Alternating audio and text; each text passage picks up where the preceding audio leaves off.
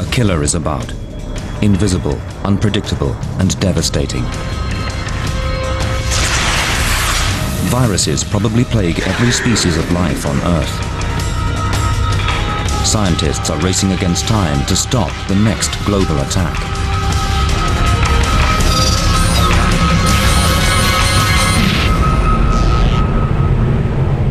For centuries, viruses were simply unknown. Even today, their ability to mutate and spread quickly baffles scientists. And yet, viruses are mere bundles of genes inside a protein envelope. They can only reproduce by invading a host cell.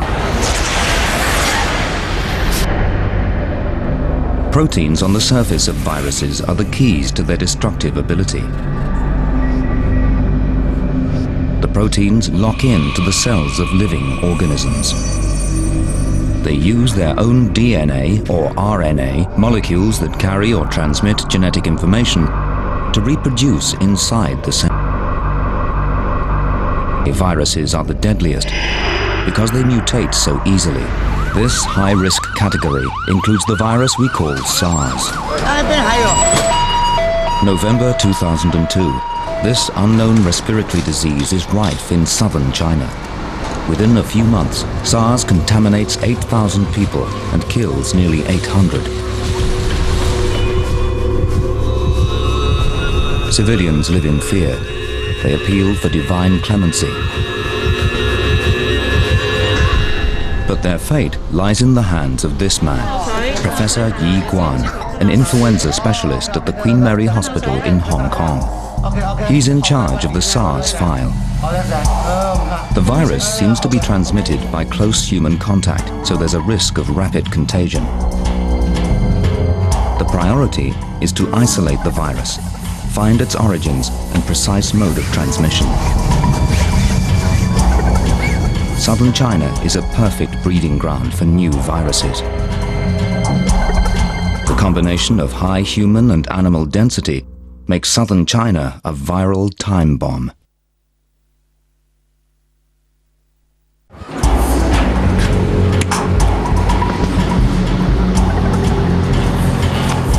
Raids on wildlife farms uncover civet cats carrying a SARS-like virus. Animals can be a natural reservoir for a virus without succumbing to the disease. These cat-like mammals are a delicacy and fetch high prices. But at what cost to human health? The risk of contamination is high in the big cities, where millions of people live in constant contact with animals.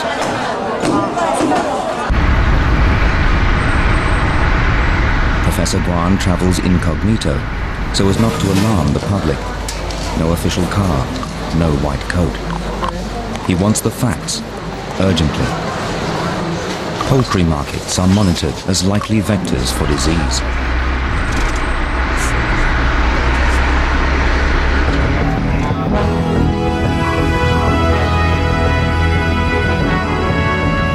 The avian flu alerts of 1997 and 2001 remain fresh in the minds of the Chinese as they battle with SARS, short for severe acute respiratory syndrome.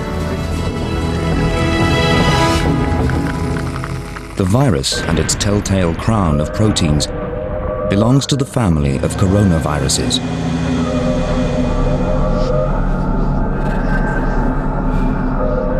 It reproduces in 6 to 8 hours within a host cell. Its chief weapon, the ability to mutate, because it has one of the largest genetic makeups of all the RNA viruses. At first, the authorities keep the emergence of SARS a secret.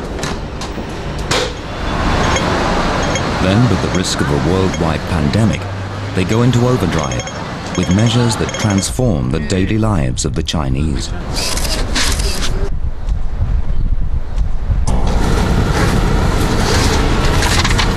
While most people stay home, Professor Guan crisscrosses the border from Hong Kong to the mainland to track SARS down. Despite his elevated status as a SARS supremo, he still has to submit to temperature controls.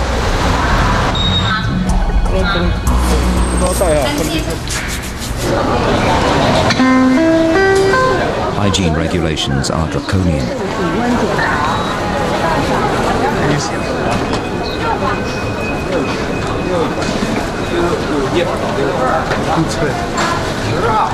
China goes into virtual quarantine. Major airports scrutinize travelers with thermal detectors. Anyone with a temperature above normal is intercepted.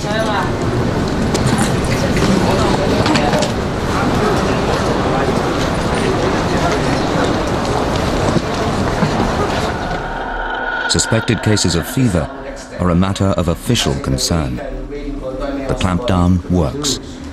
Now, Carmen is a little bit working on in this side.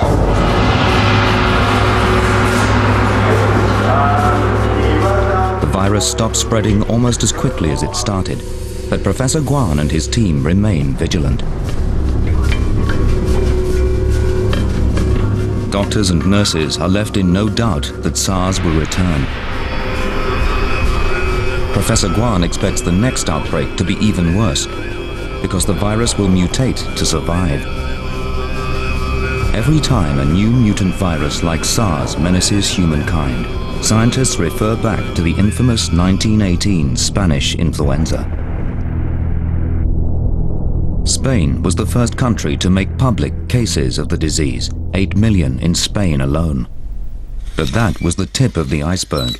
Today, at the US Armed Forces Institute of Pathology, Professor Jeffrey Taubenberger is making sure a similar catastrophe doesn't happen again. What we know now is that the influenza virus was probably breathed in by about every single person alive in 1918, but about a third to a half of them got sick, and of those, a very high percentage of people for influenza died.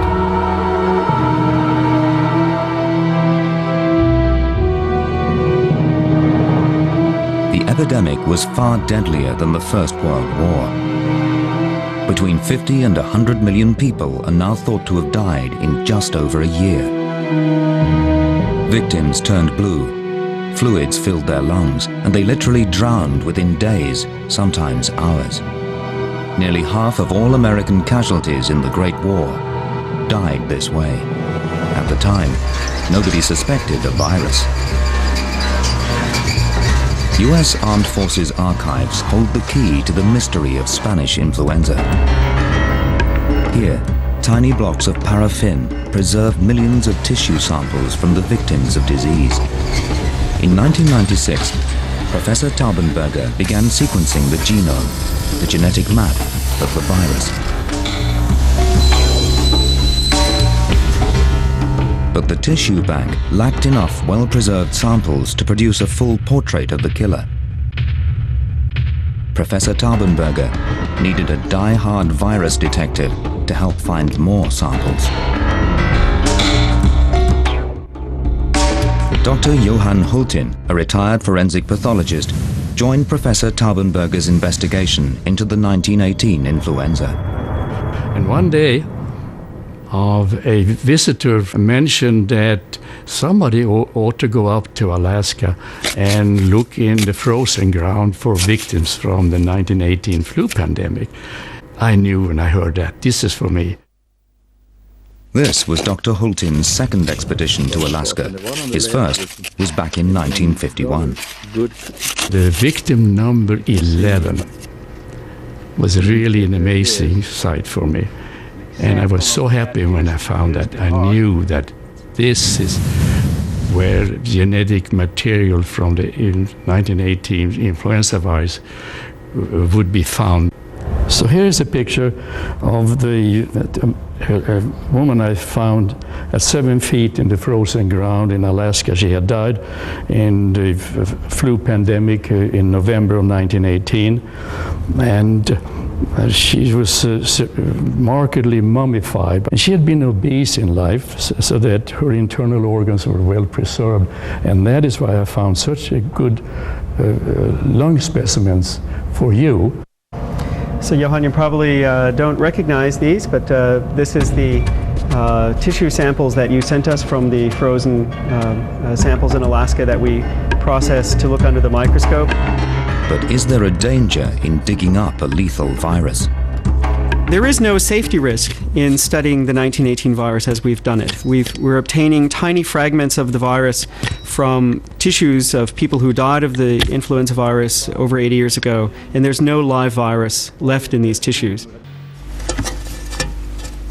Professor Taubenberger and his colleagues used a new duplication technique to artificially recreate the RNA of the 1918 virus. A decade later, he's finally completed the sequencing.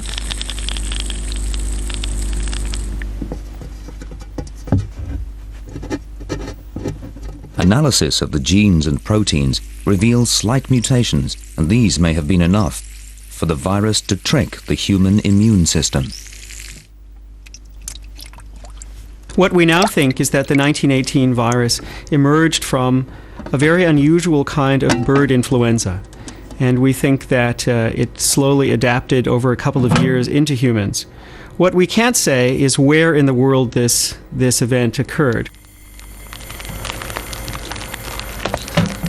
Most virologists believe another influenza pandemic is inevitable.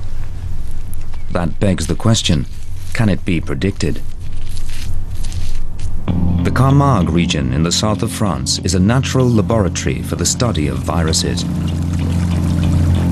Here, migratory birds, especially aquatic ones, offer scientists a vast mobile reservoir of influenza. Viruses reproduce in the birds' intestines and are excreted in their droppings. Scientists from the National Veterinary School of Lyon are having a field day. Dr. Philippe Sabatier is in charge. He has an early morning appointment with migrants from Africa. The first arrivals are not the ones he's expecting.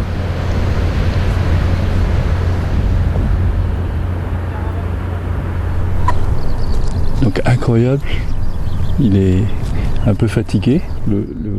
Every year, several billion birds return to Europe for the summer via the Camargue, a river delta covering nearly 1,000 square kilometers.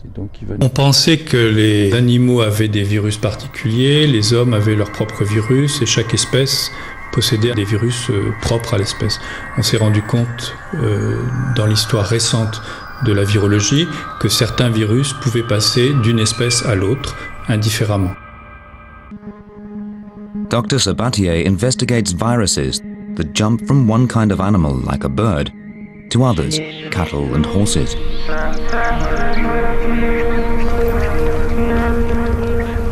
Local farmers help monitor the animals so scientists can keep tabs on avian viruses.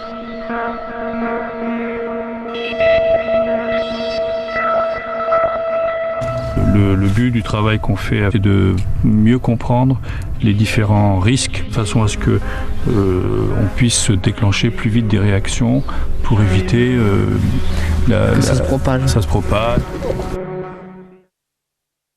Fortunately, the species barrier is not that easy to cross. A virus becomes contagious when it adapts to the acidity and the genetic and protein environment of its host. To colonize a different host, it mutates.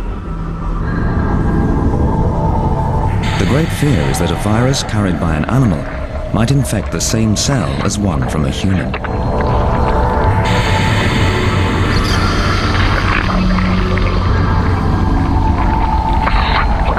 The combined genetic material would produce thousands of viral hybrids.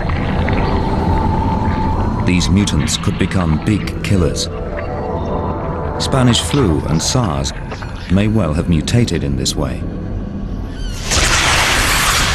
But Dr. Sabatier has an ally to track viruses.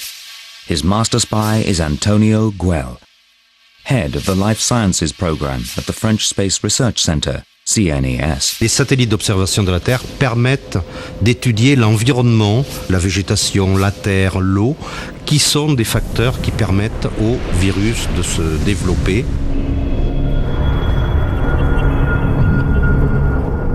The mission is to prevent worst-case scenarios worthy of the best science fiction, like the 1971 film, The Andromeda Strain. It's growing. What the hell are you doing? Turn off the oxygen. Put him on room air. No, the air is thick with Andromeda. Experiment with your own life, damn it. Andromeda will spread everywhere. They'll never be rid of it. There are now 5 minutes to self-destruct.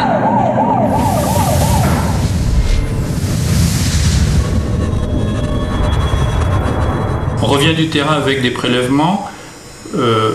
Il y en a probablement des positifs. On envoie ça chez Pasteur pour l'isolement du virus. Est-ce que toi, tu as des informations par le satellite qui nous permettraient d'imaginer un risque d'épidémie aujourd'hui? Antonio Guel and Philippe Sabatier are part of a worldwide monitoring program called BIRD. It aims to reduce the risk of viruses spread by migratory birds. By tagging birds with microsatellite transmitters, scientists can follow them anywhere. On a reçu les dernières données d'émission des hérons. Il y en a qui sont déjà arrivés vers la Mauritanie. The birds' stopovers and their final destinations are logged.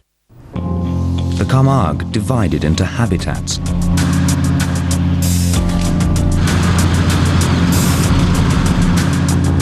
Satellite images are cross-checked with aerial surveys of different bird species and their numbers. There's an abundance of vegetation this year in the Camargue, so the birds may stay on longer, heightening the risk of an epidemic.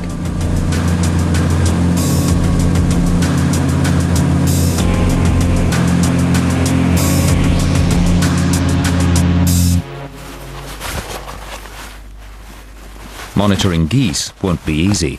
They're not naturally cooperative. Dr. Sabatier wants to know more about the patterns of their migration. The problem is fitting the transmitter. Donc c'est bon, on la lâche. The excess baggage is a burden, but they'll soon get the hang of it.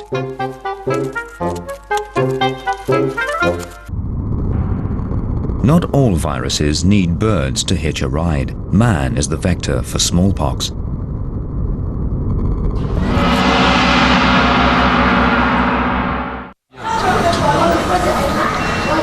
In Calcutta, Swampan Nandan is a living miracle. He caught smallpox as a young boy. Every evening, he prays to Sitala Mata, the goddess of smallpox, for sparing his life.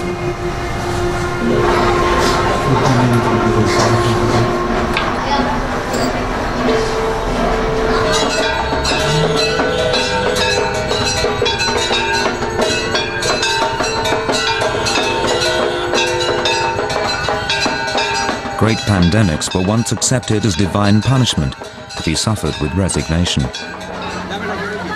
India was one of the countries worst affected by smallpox.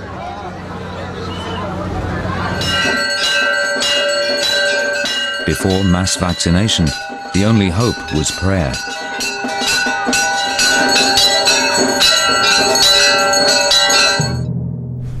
সেই সময় smallpox প্রচুর দেহের মধ্যে হলে কলা পাতার উপর শুয়ে রাখা হতো, কেননা জামাগুলো সব আটকে যেত বলে কোনো জামা কাপড় পরানো হতো না, পুরোপুরি সে উলঙ্গন মতো করে কলা পাতা শুয়ে রাখা হতো।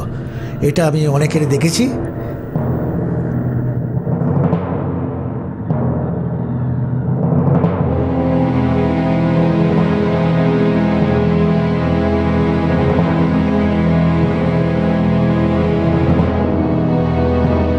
Those who survived were scarred, often for life.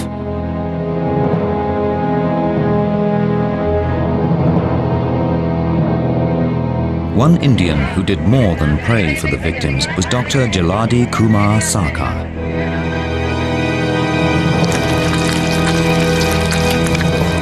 Dr. Sarkar is the embodiment of science. He created India's first major virology lab and helped the national vaccination program.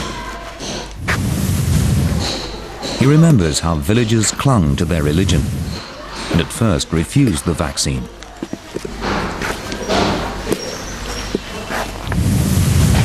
So I just went there, gave a strong lecture, just as an orator. What do you think we have come for? Not for myself, it's for you. You are being protected and all those things. And then after lecturing, they just agreed. The World Health Organization launched a global eradication campaign in the 1960s. In 1975, India became one of the last countries to stamp out smallpox. The disease has a long, painful history, and the Chinese tried vaccinations as early as the 8th century. They immunized themselves by inhaling a powder made from the infected scabs of victims. Later in Europe, the powder was administered by skin puncture, a method known as variolation. It was the first step in man's total war against all viruses. During its last century on Earth, smallpox killed more than 500 million people. Tens of millions more perished from rabies and yellow fever, influenza, and of course the HIV virus that causes AIDS.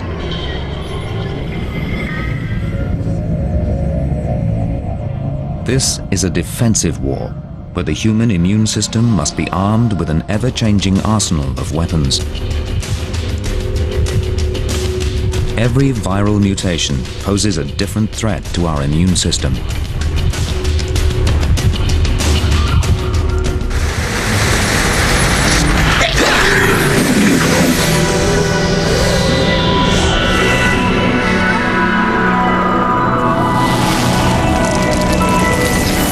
Vaccines reinforce our body's defenses.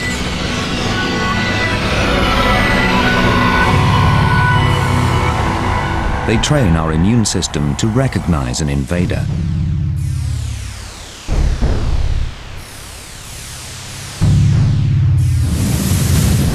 Helper T cells inform white cells of the identity of an intruder that must be surrounded and attacked.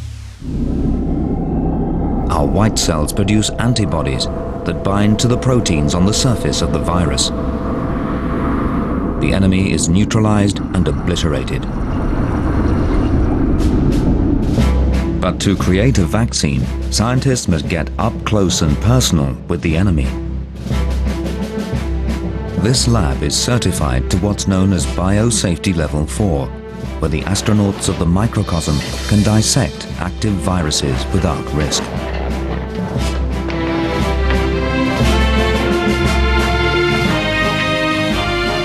Viruses infiltrate concrete and rubber, but thanks to synthetic materials like polyurethane and to protective suits developed for the nuclear industry, scientists can now safely meet the challenge directly.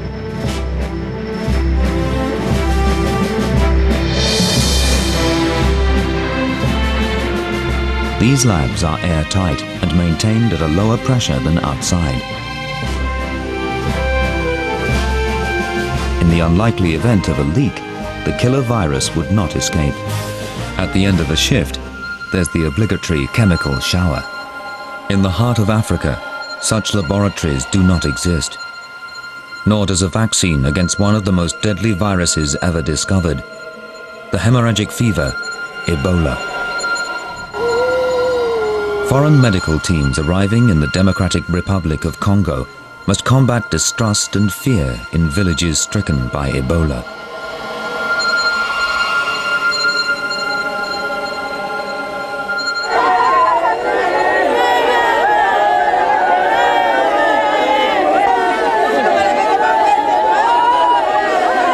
Dr. Eric Leroy, a virologist at the French Government Research Institute for Development, IRD, reaches the scene as quickly as possible. On essaye de comprendre pourquoi certaines personnes guérissent de l'infection, 20% plus précisément, et pourquoi 80% des personnes décèdent. Donc on essaye de comparer les réponses immunitaires de ces deux catégories de personnes. Ebola bears a string-shaped structure, hence its family name, Filoviridae. It's one of more than a dozen hot agents, viruses that spread and kill quickly. Ebola attacks the immune system and destroys the cells that line the blood vessels, causing hemorrhages. Ebola ezalaki na kele. Tena mbomo. Ebola esili koyaka awa na kati na mboka. Nekole yango eyi na kati na mboka. Na kombenda Ebola na kati na mboka. The forests are rich in wildlife. Some animals carry the disease with impunity. They can then transmit it to other species, like porcupines, antelopes, and apes that local people eat. Just touch infected meat, and you risk infection.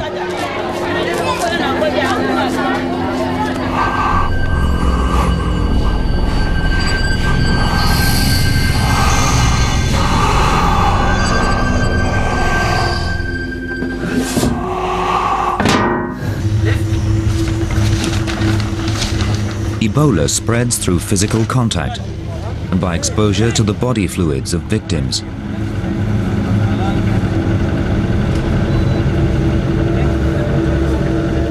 Death usually follows a week or two later.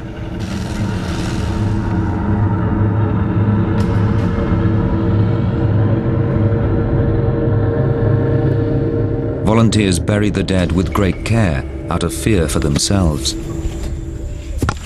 Villages are quarantined to break the chain of contamination. Est-ce que vous saviez que la zone était en quarantaine avant que vous ne partiez à... Oui, je savais ça. Mais pourquoi vous n'êtes pas venu nous voir? Nous voulons sauver la vie de tout le monde. Hein? Parce que toi, si tu es malade, tu arrives à Brazzaville. Brazzaville, c'est une grande ville. Dès que tu es malade là-bas, c'est fini, Brazzaville tombe. Local nursing teams take their training very seriously. They're often the first victims.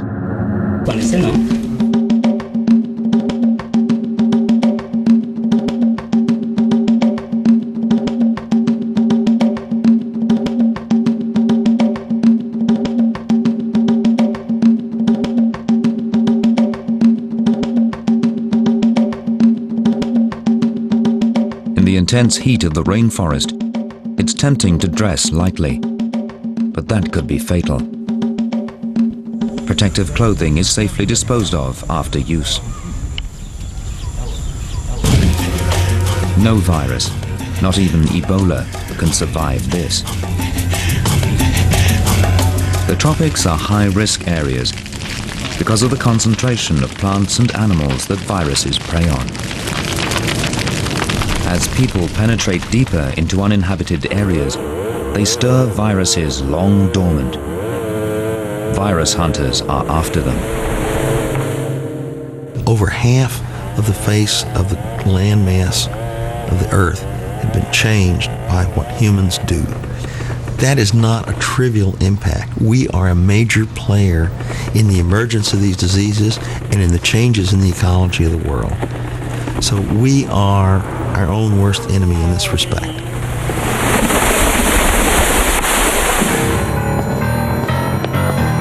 Professor C.J. Peters at the University of Texas Medical Branch is the father of all virus hunters. He unmasked a brand new enemy. The Nipah virus was first discovered in Malaysia in 1999. Nipah spread to humans from pigs that suffered from respiratory illness. The first to catch it were the pig farmers.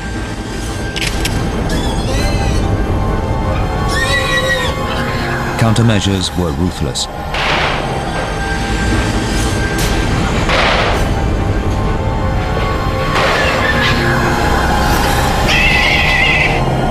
A million pigs were slaughtered. But how did pigs catch Nipah in the first place? Researchers believe bats were the reservoirs and transmitted the virus to the pigs. Virologists worry that Nipah also infected dogs and cats. Its ability to transcend biological barriers is why Professor Peters classifies Nipah as one of the most frightening new viral discoveries.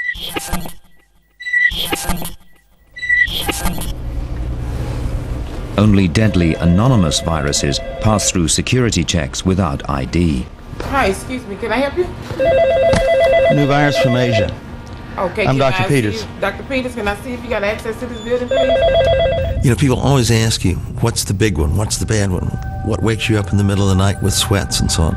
And the fact is, in my experience, you don't know what the next bad one is. You can tell people, though, that the thing that's the most worrisome is a virus that can spread from person to person. And that is the virus group that we're most concerned with.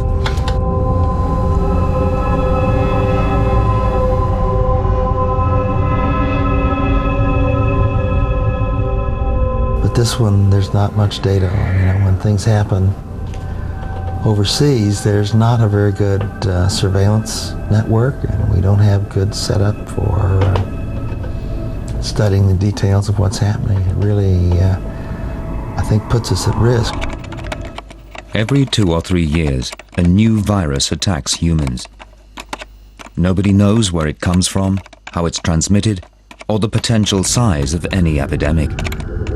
The only certainty is that another attack will come with fatal consequences. We will have millions and millions of deaths, and we will have a huge impact on not just on the people who die and the people who are sick, but it'll change the nature of hospital practice. It will have a severe economic impact. People won't want to get on airplanes because that's a chamber where the viruses can circulate. People will not have the manpower to harvest crops. Over 4,000 viral species inhabit the Earth, and yet only a small percentage actually attack humans. Viruses are inactivated through complex biochemical processing before being taken out of containment. They can then be studied without protection.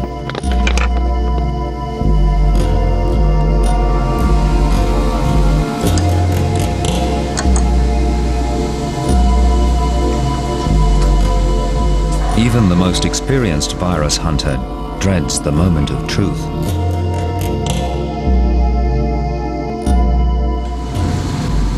That's very interesting. That looks like SARS to me. Yeah, it does. Yeah. Let's take a look at the micrograph and see if we're sure. Look here. Professor Peters has fought all the great antivirus crusades, not without some personal sacrifice to himself.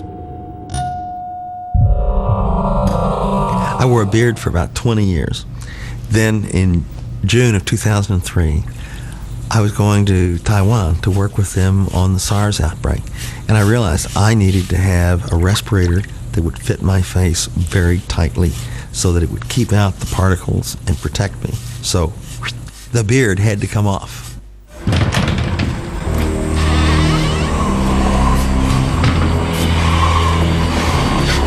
Professor Peters has now retired from field work, but other virus hunters are out there. Biologist Luiz Eloy Pereira and his team at the Brazilian Adolfo Lutz Institute in Sao Paulo investigate the victim of an unknown illness. It's pure detective work. Then it's out into the fields for clues to the killer's whereabouts. They scour the caves, fields, forests and swamps of Brazil in search of viruses. Renato, esse é morcego vampiro, porque ele é hematófago, mas ele também é reservatório de arbovírus, porque ele vive no ambiente silvestre. Arboviruses are transmitted by blood-sucking insects. These viruses flourish in Brazil's tropical climate and the variety of its flora and fauna. They cause anything from mild fever in humans to fatal encephalitis, inflammation of the brain. Yet again, bats and rodents are among the usual suspects.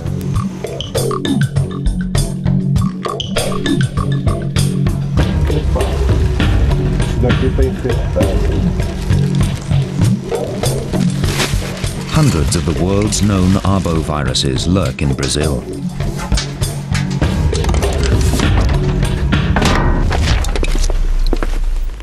Ô Renato, esse é aquele exemplar que nós capturamos, que detectamos arbovírus, lembra? Eu vou colocar na estante para identificar, tá legal?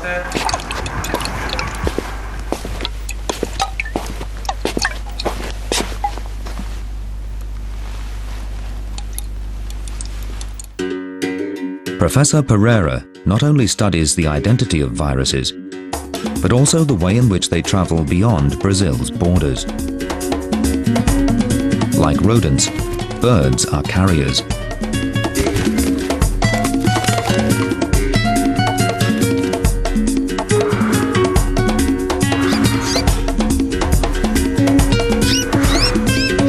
Brazil is a vast corridor teeming with birds migrating from one hemisphere to the other.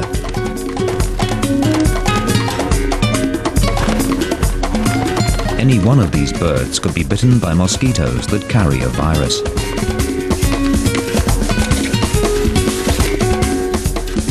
They could then transport the virus thousands of miles to other countries.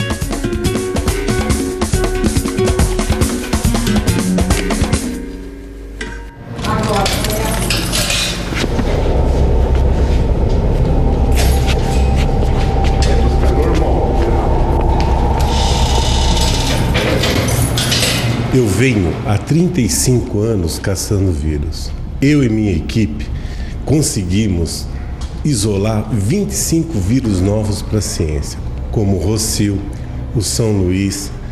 Mas esta paixão é muito perigosa, pois uma vez eu me contaminei com o vírus Guaratuba, quase morri.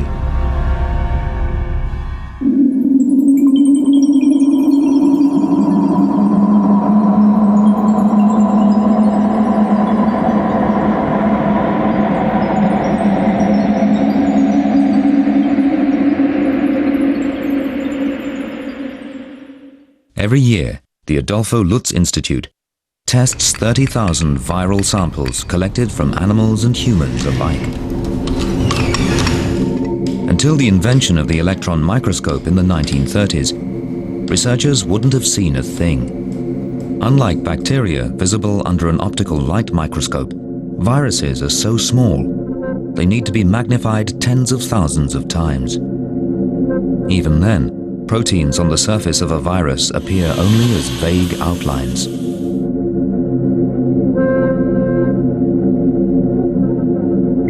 Here, a beam of electrons sweeps over a virus to bring the invisible into focus.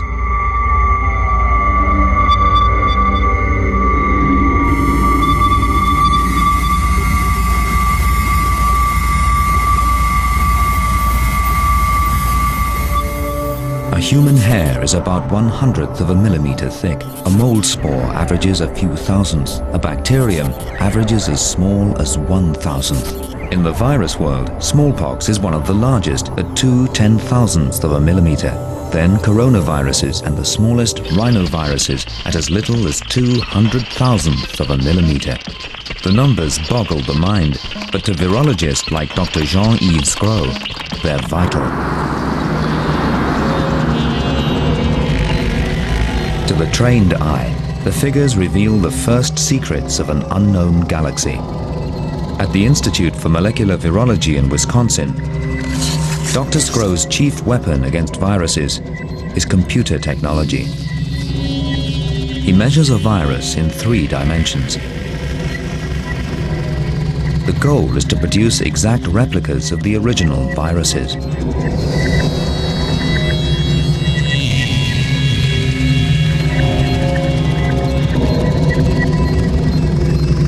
The very first time I had an image of a virus on the screen, I was really excited. Suddenly, from all these bunch of numbers that wouldn't normally mean much to anyone, came to life this new world where no one had gone before. These new worlds with mountains, valleys, canyons that could be mapped into a 3-dimensional atlas for all these viruses.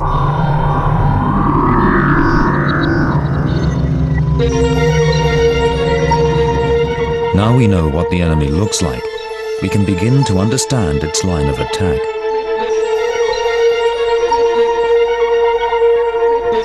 But then comes a blockbuster virus that puts all the others in the shade.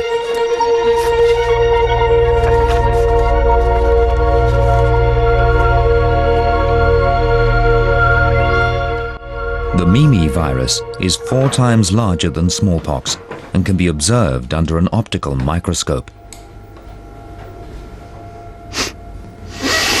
Mimi was found in a cooling system in Bradford, England in 1992.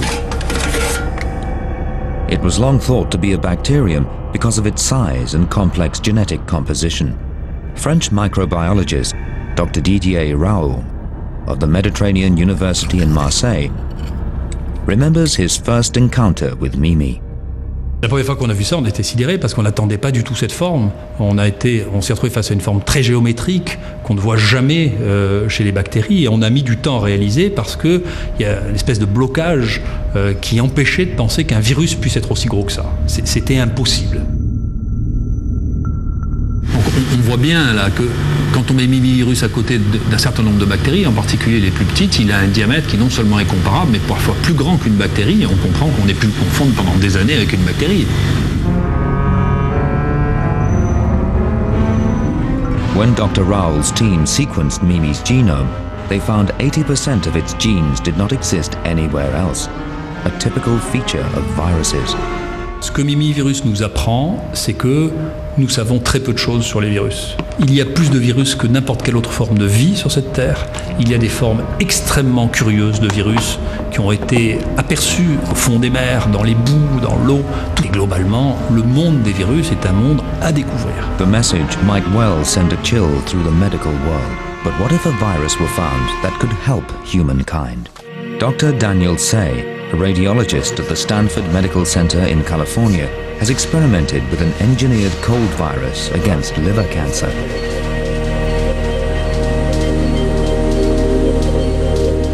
Injected into the artery leading to the liver, the virus exterminates tumor cells without damaging healthy tissues. There was a woman in the early 1900s who had cervical cancer and then caught influenza, a severe case of flu, and her cancer got better. And people noted it but weren't really sure why. But it's been in the back of many people's minds for decades and for generations that maybe we can use viruses as a weapon against cancers.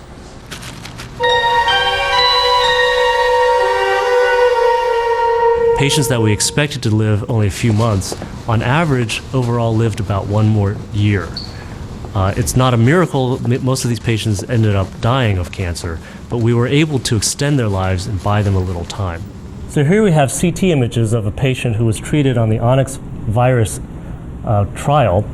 At the time of presentation, he had colon cancer that had already spread to the liver, and you can see that there are multiple dark areas within the liver that represent these tumors. After being treated with the Onyx virus, 7 months later, we performed a follow-up CT scan that revealed that most of these tumors have completely disappeared.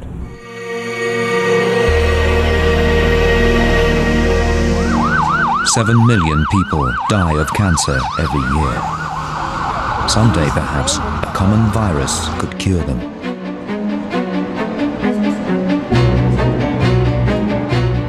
Researchers are exploiting man's most insidious foe for other cures. Professor Anthony van den Poel at the Yale School of Medicine applies viral behavior to the human brain. He uses viruses to target and kill brain tumors and to carry a missing gene to a defective brain cell. Our brain contains 100 billion cells.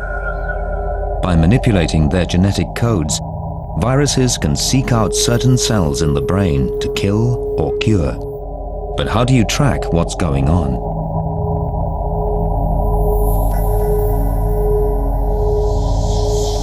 Professor van den Poel tags the virus with the fluorescent genes of jellyfish. He then follows the virus on its obstacle course through the brain to the target cell.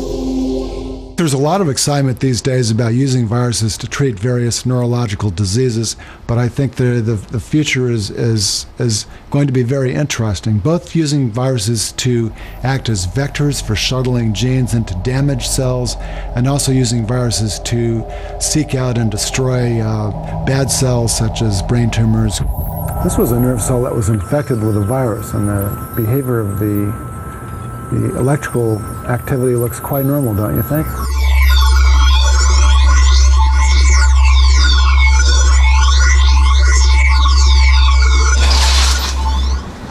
I think as we learn more about viruses and their genetic codes and their behavior inside cells, we can get closer and closer to potentially using viruses as a great asset in the clinic. If viruses can destroy brain tumor cells and prolong the life of healthy cells, could they be the answer to eternal youth?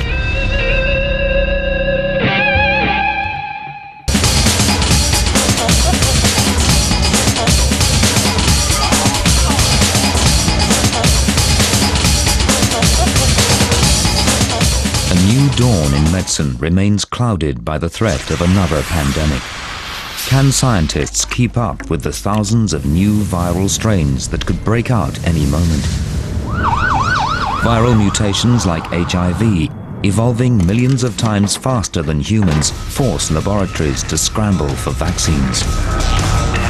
We watch and experiment to prevent the next global attack, and trust that our deadliest enemy might one day become our ally in the fight against disease.